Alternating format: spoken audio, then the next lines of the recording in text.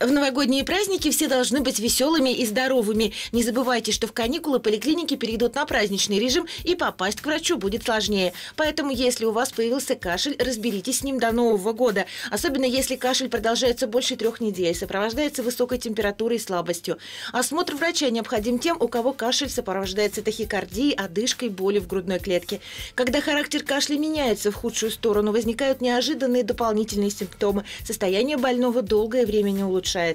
Наиболее тяжелый кашель – это, безусловно, обструктивный. Это говорит о том, что у вас есть проблемы с отхождением мокроты. Когда кашляет человек без какого-то видимого эффекта, надрывно и приступами. Понять, на каком уровне у вас этот кашель идет, самостоятельно очень сложно. Здесь может разобраться врач. Но чем тяжела обструкция? Это говорит о том, что какая-то часть дыхательного дерева не отечна и не дает возможность эвакуироваться слизи. Подчас люди, когда у них малопродуктивный кашель, начинают принимать отхаркивающие препараты. У нас образуются излишки слизи, но если есть какие-то задержки в дыхательном дереве, эта слизь просто не отходит. И пациенты сами себе усугубляют эту ситуацию. То есть прежде чем заниматься самостоятельным лечением кашля, нужно разобраться в причинах и особенностях течения данного процесса. Здесь поможет только врач.